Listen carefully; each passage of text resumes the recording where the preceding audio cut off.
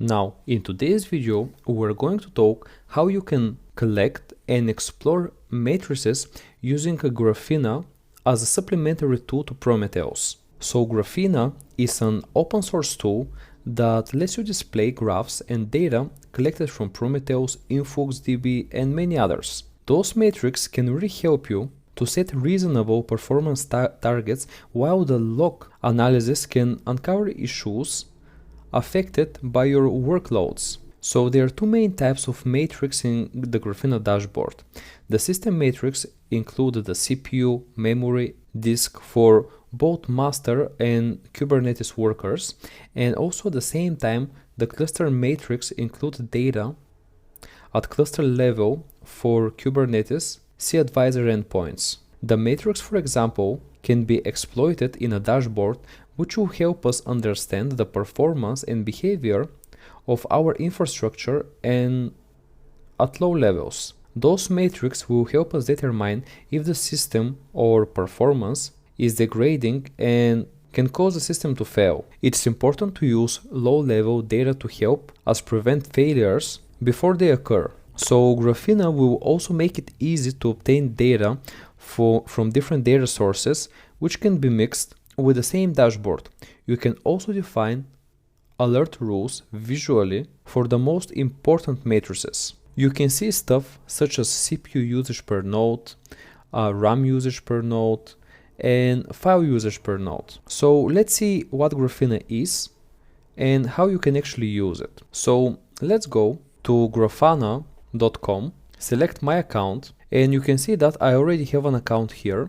So if you don't have it, create one and then access your dashboard. Then go down here and launch Grafana. So then you get that page where Grafana is launching and now it's loading from your browser. And then from there you can select collect data, and from here you can select hosted Prometheus matrix. From here you can set up your Prometheus. You can install Grafana to your operating system and set a configuration.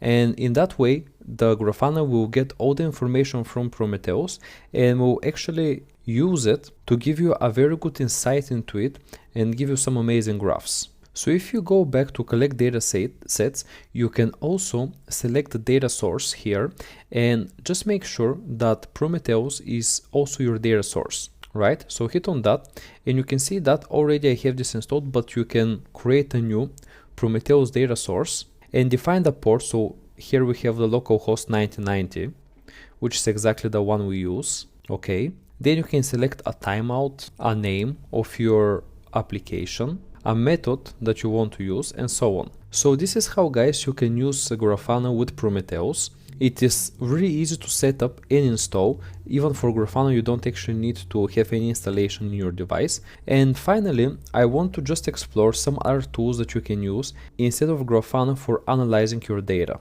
So the first one is the Datadog on datadoghq.com, which is also a tool that can be used to obtain performance matrix in applications and event monitoring. Also, there is the New Relic tool, which also allows you to measure the performance of applications beyond the cloud and allows you to analyze and visualize different metrics in the software development environment. Then you have the InfluxDB, that is considered as a database that stores time series.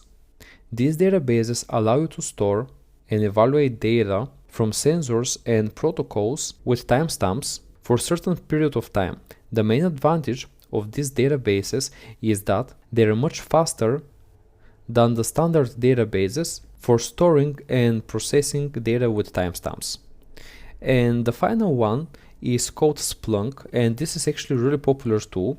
I've been using it myself. This is a big data software that can capture, index, and correlate log data. It is also capable of monitoring data in the log files and generating charts, reports, alerts, and so on. So this was all the visualization tools that I wanted to discuss with you today. Thanks for watching this video, and this is actually the end of the course. I hope you really gain a very valuable experience, and now you know how to add security capabilities to your DevOps applications. Thanks for watching, and I will see you in the rest of our courses.